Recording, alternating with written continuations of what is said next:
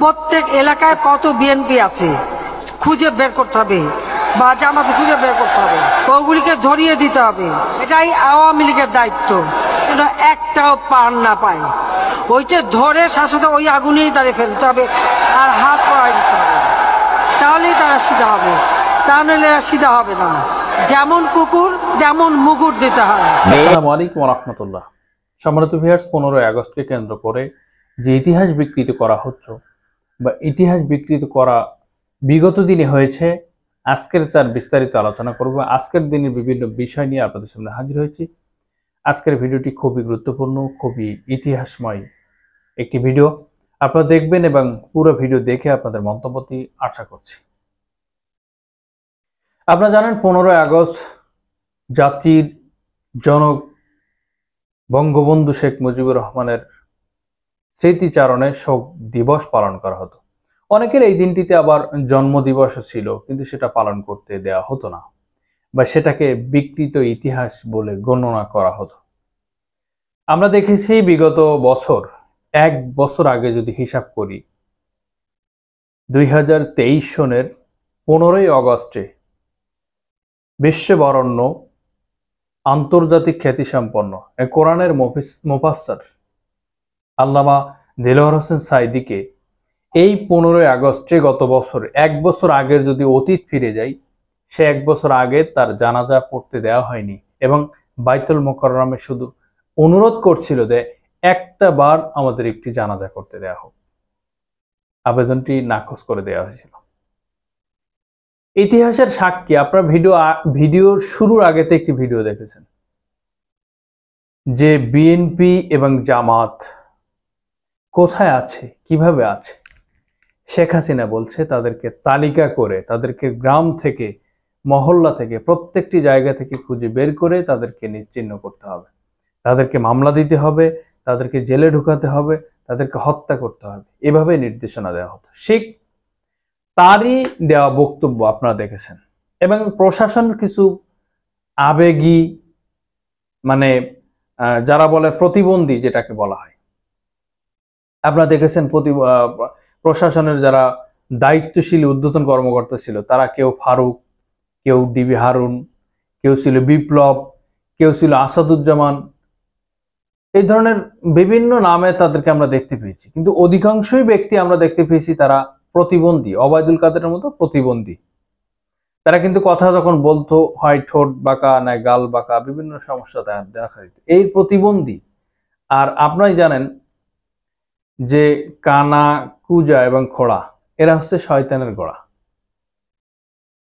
সুতরাং এই প্রতিবন্ধীদেরকে দিয়ে বিভিন্নভাবে সারা বাংলাদেশের নিরপরাধ মানুষকে হত্যা করা হয়েছে, নিরপরাধ মানুষকে মামলা দেওয়া হয়েছে, নিরপরাধ মানুষকে জেলে ঢুকানো হয়েছে, রাতের আধারে তাদেরকে তাড়িয়ে বেড়ানো হয়েছে, তাদেরকে ঘুমাতে দেওয়া হয়নি, তাদেরকে শান্তিতে থাকতে দেওয়া হয়নি। এই কাজটি তারা করে গেছে। সুতরাং তার দেখানো পথ অনুযায়ী একটু দ্বিগুণও হতে পারে, আবার কমও হতে পারে। তার দেখানো যে পথ, সে যে পথ রেখে গিয়েছেন, সেই পথটি তাকে হাঁটতে হবে, বা সেই পথের দিকে তার বিচার, তার আচার, তার সামগ্রিক বিষয়গুলো তাকে সেই পথেই নির্ধারণ করা হবে বা সেদিকে তাকে নেওয়া হবে। আমরা যেটা আশা করতেছি বা আশা করব, সে যেটা মনে করেছিলেন যে 1941 সাল পর্যন্ত ক্ষমতায় থাকবেন, জিব্রাইল আলাইহিমুসসালামের কাছ থেকে তিনি আসলেই ওহী পেয়েছিলেন এবং আজরাইল আলাইহিমুসসালাম থেকে ছুটি নিয়েছিলেন যে আমার মৃত্যু আসলে 41 সালেও হবে না, তার আরো 50 সালের পরে যে হবে। এভাবে তারা ছুটি নিয়েছিলেন। সুতরাং তাদের কথা, তাদের কাজ, তাদের বক্তব্য, তাদের ইতিহাস বিকৃতির যে পৈশাচিক বা নির্মমতা, এটা এই জনগণ জানে। সর্বশেষ তারা একটি নাটক সাজাচ্ছিল, তারা জঙ্গিতে দেশ ভরে গিয়েছে। যারা তাদেরকে থ্রেট মনে করত, যারা তাদেরকে থ্রেট মনে করত, তাদেরকে তারা বিভিন্নভাবে অপবাদ দিত। কেউ জিএমবি ছিল, কেউ আনসারুল টিম ছিল, কেউ বিভিন্ন জঙ্গির নাম দিয়ে তারা এই যে নাম দিয়ে দিয়ে মানুষকে প্রতারিত করত, মানুষের ইস্যুকে, মানুষের মস্তিষ্ককে, মানুষকে ঘুরিয়ে ওদিকে নিয়ে যেত। এই ছিল তাদের কাজ। আপনি দেখেন 15ই আগস্ট আজকে সারাদিন আমরা গতবার বা তার আগে থেকে আরো 15 বছর আগে থেকে দেখে আসছি যে বঙ্গবন্ধুর জীবনী, বঙ্গবন্ধুর গান, বঙ্গবন্ধুর জন্য এত কিছু করতেছে, এত কিছু ডিজি পার্টি, এত নাচনা গাওনা করতো। এখন তাকে আর নিয়ে আর কাজ হচ্ছে না। আজকের দিনটিতে কয়েকশো কোটি টাকা বরাদ্দ করতো শুধু আত্মসাৎ করার জন্য, আর এই বঙ্গবন্ধুকে কেন্দ্র করে। আমরা যেটা দেখতে পেয়েছি, আমরা যেটা অনুভব করতে পেরেছি, যে ইতিহাস বিকৃত করে মানুষ কখনো সত্যকে দাবিয়ে, সত্যকে ধামাচাপা দিয়ে, সত্যকে একবারে নির্মম ভাবে এদেশ থেকে, এই ইতিহাস থেকে তুলে দেওয়ার কাজটাই কিন্তু আসল কাজ নয়। বা এই সত্য ব্যাপারটিকে আপনাকে খেয়াল করতে হবে।